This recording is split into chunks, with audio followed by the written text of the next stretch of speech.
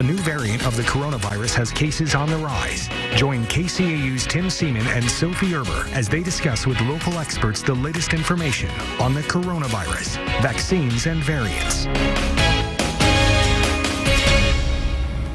And good evening again, and thanks for staying with us, being with us for this KCAU-9 Town Hall, Coronavirus, Vaccines, and Variants. I'm Tim Seaman. And I'm Sophie Erber. So as vaccinated Americans are asked to mask up once again now in recent weeks, some employers have started requiring vaccines. So is the Delta variant keeping the reversal to our return to normal on track? And tonight, to answer those questions and others from us and you at home as well, a expert medical panel joins us this evening. We want to introduce you to those folks.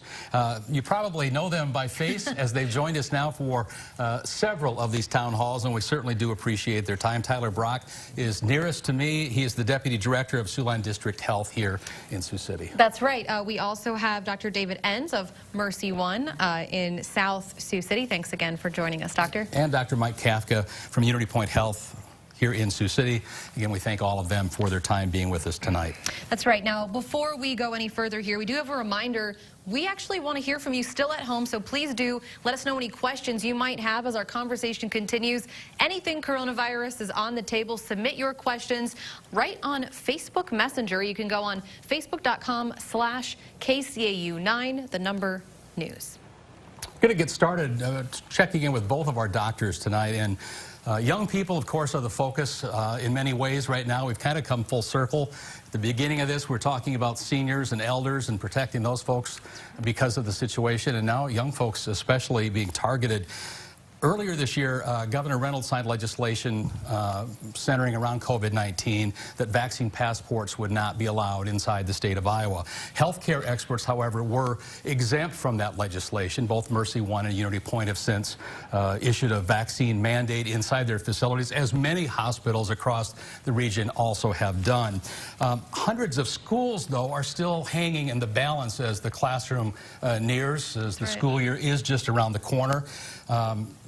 There's only one school in the state of Iowa that has implemented that vaccine mandate, I guess, for their incoming students. That's Grinnell College. I'm curious if that worries you. We have won't target necessarily our local high school right now, but on a broader plane, is it concerning? Does it bring concern to you, Dr. Enns? It does a little bit. I mean, this. The Delta variant is obviously the prevalent variant. It's over 90% cases right now. It tends to be more transmissible. You know, schools are getting back in. Kids are going to be in close contact, and you know, we're going to see what happens. And Dr. Kathy, go ahead and jump in. Yes. Yeah, I'm really concerned about what's going to happen with the school openings and not requiring some sort of mask or some sort of vaccine knowledge about who has been and who hasn't. I think there's reports that up to 20% of our cases that are showing up in the hospital and in the clinics are adolescents and children. So they are being affected by it at this point. As the age shifts downward in terms of the group that's being affected and coming down with COVID, yeah, it's a real serious concern, I think. Echoing what you just said, Doctor, I believe yesterday the CDC announced that roughly 100,000 kids in a week time, nationwide, of course, have been infected. So, and not just something that we're seeing here in Siouxland, but seeing nationwide. This question for you, Tyler Brock. Some employers who are not in the healthcare field, of course, it makes sense for all of you gentlemen, such as Tyson Foods, one of the largest employers here in Siouxland. They're mandating that their workers do get a vaccine as well. Maybe explain why requirements like this in large workplaces, especially factory-type settings, why might this be beneficial, knowing what we know now about the way this virus spreads? Well, I think the important thing to get through is that the more people that are vaccinated, the more immunity we have, the less likely the virus is to continue to take hold, continue to thrive, continue to go. So again, the more immunity we have, literally the best, that's our best bet. So there's a variety of ways to get people vaccinated, to encourage people to be vaccinated. And some businesses just felt like they needed to take that extra step, and that's their prerogative to do. But again, in the end, the key is getting a certain amount of immunity. The more immunity we can have, the better we're going to be. And maybe quickly, one or any of you can really touch on why talking about herd immunity, which is what you're alluding to, it's so important to get vaccinated, because now we hear this Delta variant and other strains really aren't being stopped because we don't have that herd immunity. So the virus is allowed to mutate, essentially, if you want to elaborate on that briefly. Yeah, so, going back to the vaccine, I mean, I think the companies really hit a home run with this. And initially they were hoping for, 60% efficacy.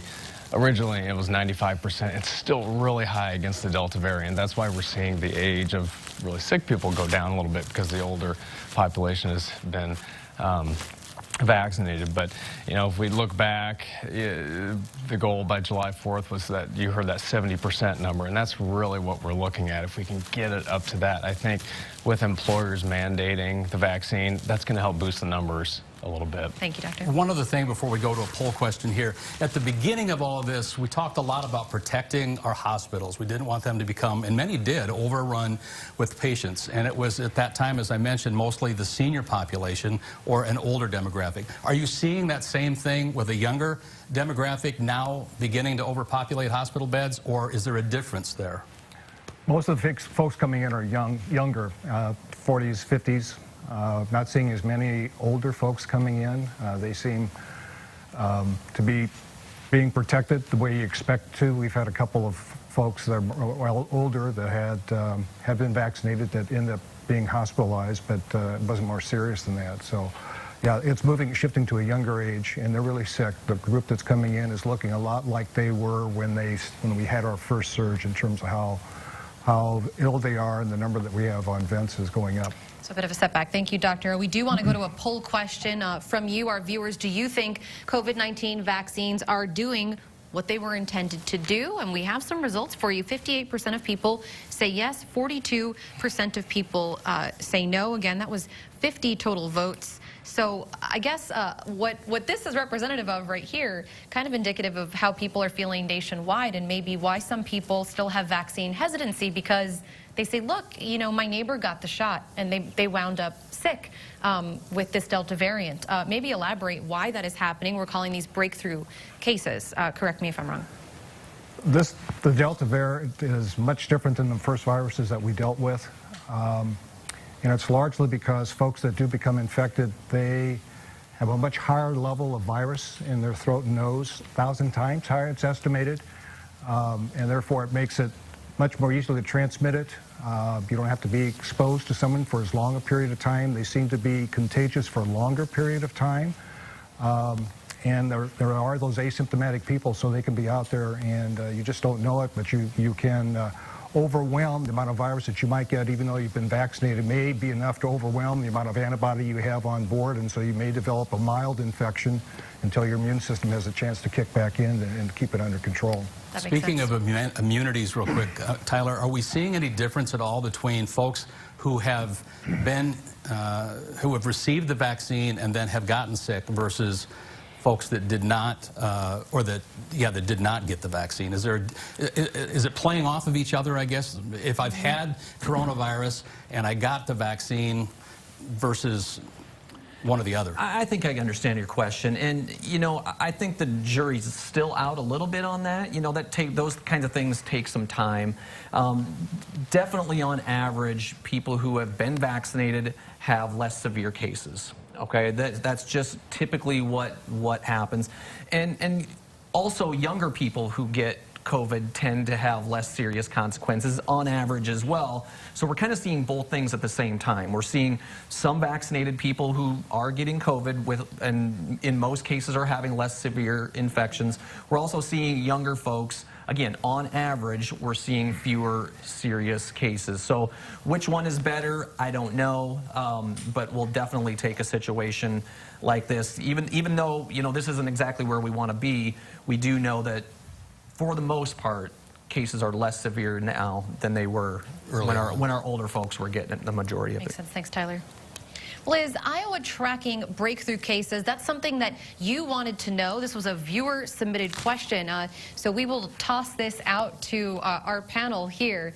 Those breakthrough cases, again, if you're just joining us, are from vaccinated people who are now once again getting COVID-19, whether or not it's a Delta variant, not really relevant to call them breakthrough cases, right? Yeah, there is some of this tracking that is beginning. So the state of Iowa is tracking those people that are in the hospital who happen to be vaccinated. That is something that's just starting, and you got to give that a little time before some data comes through.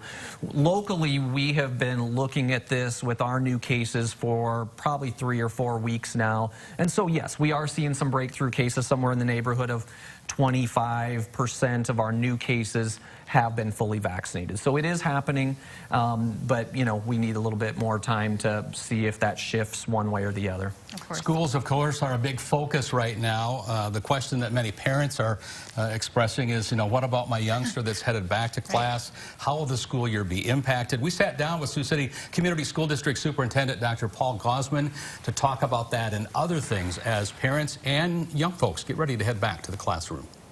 We are doing everything in our power to have people understand that we're strongly encouraging them to wear masks if they are unvaccinated. Of course, we cannot mandate masks in the state of Iowa due to the governor's order. We do have an option for those that are really against wearing masks at all and who are against being vaccinated at all. And that option we refer to as our Vibe Academy, the virtual instruction academy, where students will receive real-time instruction from our professional expert teachers, but they'll do so from the safety of their home. During a school day, if a student is suspected, has symptoms of the virus, as an example, we can't just move them out the front door and tell them to go home. We've got to put them in a safe location where they're kept safe, and we can make contact with the family and others to see to it that they're cared for until they can safely be removed from the facility. So we've got these caring rooms staffed by our nurses and certified nurses assistants. We added an entire new team of certified nurses assistants this year. If determined that they're safe, we can move them back to the educational setting. If not, we'll get them home where they can be safe and stay safe for the appropriate amount of time. Not all districts are doing this, but we just felt it was a tool we needed in our arsenal, if you will, of battling COVID. I think we've learned a great many things. Staff members have learned new ways and better ways to teach virtually. We've learned better ways to manage the students throughout the building to try and keep them as far apart as we possibly can. And we look forward to a great school year. Dr. Gosman mentioned those COVID-19 tests, and the district has already purchased 16,000 of those COVID-19 tests to have on hand to test the student population. Ready and prepared is what it sounds like. So on the subject of school still, Sioux City Community Schools making some changes to their back-to-school night, limiting the number of attendees in each of the buildings at one time, of course, because of COVID-19. So elementary school families, they'll be asked to schedule an appointment time between 4 and 6 p.m. That's on your screen there. Also for kindergarten students, and that will be also pre-K students. That's from 5 to 7 p.m. Again, for students in 1st through 5th grade, they will be contacting families with more information on scheduling their appointments. Middle school, new students and students entering the 6th grade are invited to tour their schools and also meet up with their teachers between 5 and 7 p.m. High school students and new students to the school, along with students entering 9th grade, are invited to tour their school and meet their teachers. That's between 6 p.m. and 8 p.m. All that information on our website at SiouxlandProud.com. Toss this one out to you folks. Talked to several people, and they're wondering about how young people are receiving the vaccine versus the older population. We saw some reports of different types of side effects early on with those first round with our older population. The younger population that is becoming vaccinated, are they receiving it as well, or are they seeing different types of side effects? What I've heard reported, that they're fairly similar. If anything, a sore arm, maybe a low-grade fever, and some muscle aches last not more than usually a day, and they're gone. So they seem to have a less severe sort of pattern of reaction when they get the vaccine. Dr. Enns? Yeah, it's with my patients, it's pretty been much like other vaccines that we've been giving for years. It's the same side effects. And maybe, Tyler, you'd be able to answer this question, or doctors as well, but this is another question from one of our viewers. If you get a test for COVID-19, will it always include testing for that variant or any future variants? So that is a good question posed by viewers. They want to know if they're getting that strain. That is a good question, and we're getting that question a lot. No, you are not automatically getting tested for which variant you are. That is something that is being tested in Iowa, at least, only at our state laboratory. It's not mandatory that doctors send samples to the labs, but the lab is asking for all of them. So no, and even when that lab is testing them, they don't report that back to the doctor or the patient, because that testing is not necessarily approved for patient use. It's for surveillance purposes. So there really isn't a test that someone can just come and go get for Delta variant. That's something that's kind of done in the background for public health, for surveillance purposes only right now. Okay, that makes sense. Thanks for that. We've got another poll question that we've had out and had viewers comment on. Do you agree with COVID-19 vaccines for children ages 12 and above? Those are the target numbers there, and this is pretty much, I guess, split down the middle there. Folks are on either side of this, as they were early on with the other types of populations. Another area that I think we can kind of compare from today to the very beginning of this, and that targeted pregnant women. There were a lot of questions from women wondering, should I be vaccinated, should I not? The CDC today now urging all pregnant women to get vaccinated. And previously it was just really an encouragement for them. The latest information that you folks have. Tyler? I saw the report today too. You know, it was kind of it was new to us as well, and you know, it sounded like the CDC. I hadn't had a chance to look it all through, but they were definitely recommending that, you know, pregnant gals get vaccine. And you know, we've been recommending that they talk to their doctors and things like that to discuss those things. So I'm sure that they'll still continue to do that. Are there certain risks that, from a medical standpoint, they should look at? I don't think that they found that there's any additional risk factors that they have. Apparently it's well tolerated and very effective, and does provide some immunity to the infant when they're born, because there is some transfer of antibody during pregnancy and also if they breastfeed. So Sure. it does help protect the child as well. And to be clear to our viewers, some of that, very briefly, to sum it up, that CDC report did say that the mRNA vaccines, so doctors, that's the Pfizer and Right. Moderna specifically, now they're saying, you know, if you have access to that, go out and get it. But if you don't, the Johnson & Johnson one still having those positive effects, and the normal miscarriage rate's only about 13%. They said, at least in the clinical trials that they've done so far, they didn't see anything above that. So as you said, doctor, the medical risk seems to be, at least on this early phase, null and void. So they are still urging you to go out and get the vaccine.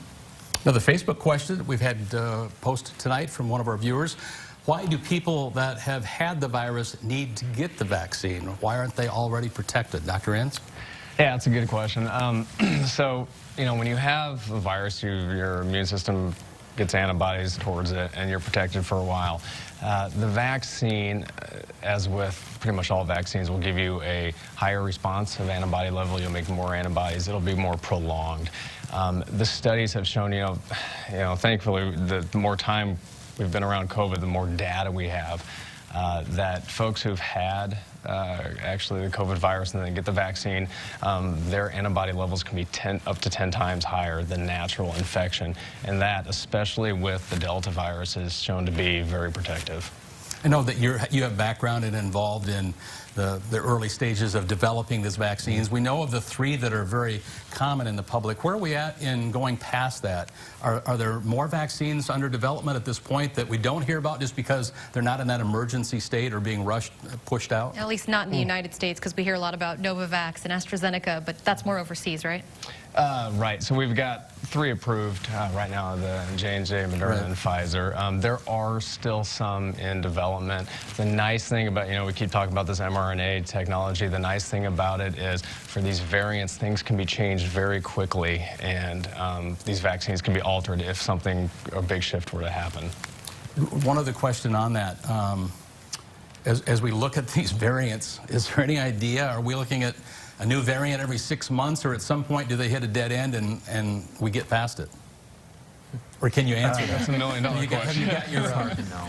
It's hard to know. I mean, I think that's, we get influenza shots every year, right? Why? Because the virus drifts a little bit, it kind of moves away from the vaccine that we used last year and that kind of a thing. So it feels like we're seeing a little bit more and more like this might become part of our normal lives at some point to some degree or another.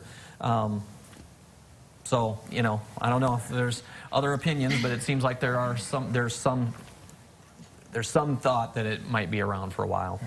Yeah, the longer this pandemic goes on, as long as people are getting infected and there's more virus being generated, there's always the possibility of a new variant emerging. And this Delta, I think, actually started over in India, made its way over here to the United States, now is like the predominant, 90+% of the cases are that.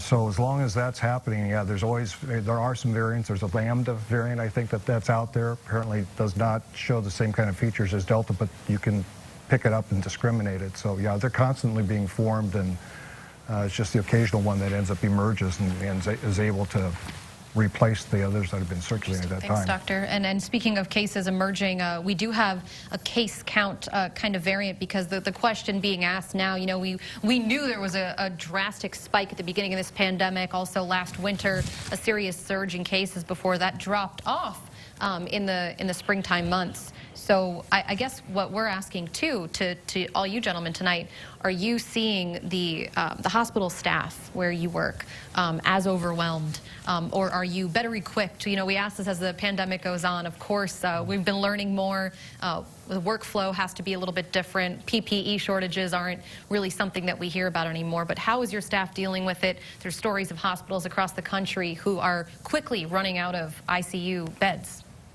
How is the situation here in Siouxland? I know our nursing staff has gone through a very difficult 12 months or more dealing with this, and we have a lot that are leaving nursing just because of and going to less demanding jobs, just in terms of the emotional and physical impact of dealing with these folks. So yeah, we're being challenged in terms of being able to fill nursing vacancies that we have, and so there's yeah, staffing is always a challenge for these folks. So even though the numbers may not be as high, one thing that's different about this time, we have other patients in besides COVID, and we actually are full at Unity Point. We're running a full census, and so the combination of that workload plus with these incoming COVID patients does really take an emotional toll. That's something that maybe is overlooked a little bit, is because of COVID, people again were being told to stay home. People were not going to work. Therefore, they weren't interchanging. There wasn't a spread of whether it's the flu or other types of ailments. And you're saying that is the difference. That is a different now. Do you see that as well at Mercy One, Dr. Rance? Yeah, I don't do a whole lot of hospital work, but in our clinic we've adapted telehealth. We say, okay, if you're sick, stay at home. Don't bring a fever of 104 and possible COVID into the clinic. And we can do a telehealth where we get them on a screen and can kind of triage things and get them back to health and get them a diagnosis.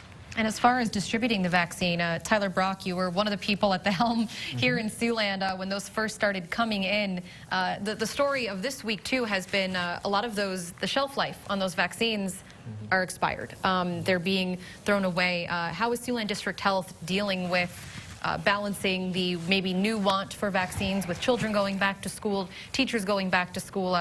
What is the, I guess, vaccine status with Siouxland District Health tonight? Our vaccine status is really good in the community. We have, yes, there's vaccine that expires, but then we get more. So there's no shortage of vaccine, so nobody has to wonder if there's vaccine in the community. There's plenty available. We're just looking for people to give it to. Perfect. Thank you, Doctor. Doctors, maybe you can just again re-emphasize that point too. We've talked about additional variants. We've talked about growing youth numbers. A vaccine is the one thing that will curb that growth in numbers. I mean, that's been proven. Yes, absolutely. And I've had someone just recently give me some interesting ways to quote the numbers. They say that if you're vaccinated, you're 8 times less likely to come down with COVID. You're 25 times less likely to be hospitalized. And if you're hospitalized, 25 times less to die. So vaccines work. They're very effective. We just need to get everybody go and get the shot and raise our immunity levels and kind of put an end to the pandemic. And we'll extend that to you as well, Doctor. Anything else you want to let our viewers know about this age of should they get the vaccine, should they wait for new ones maybe coming out, and maybe what should they do with their school children? Yep. No, get the vaccine as soon as possible. I mean, there's a reason we don't see polio anymore in the United States, because there was a big vaccine push back when that, epidemic, if you would call it, happened. If you're 12 and above right now, I strongly urge to get the vaccine.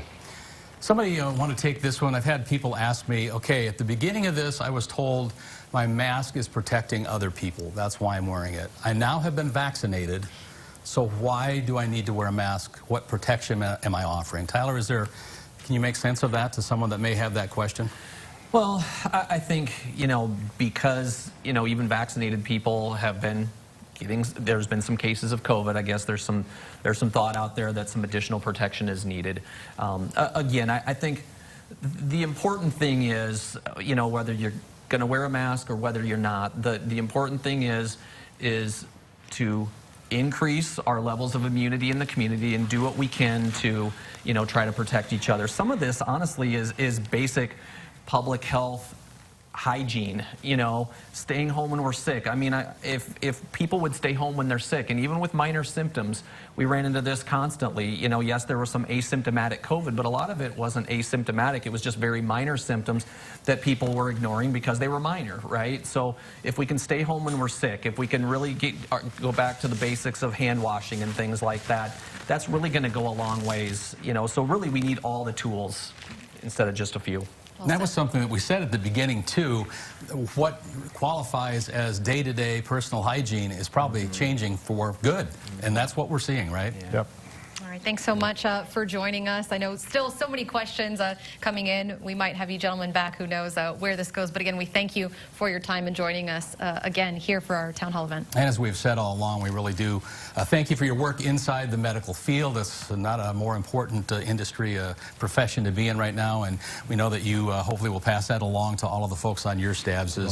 As Dr. Kafka mentioned earlier, the nurses, the other types of EMT people, our firefighters, our policemen, all of those that are out there intermingling inside our community. We appreciate their help and thank them for that as well. Have a great rest of your evening, and we'll be back tonight at 10. Yes, and if you want to watch any of this again, it's available on our website at SiouxlandProud.com. Have a good night. Good night.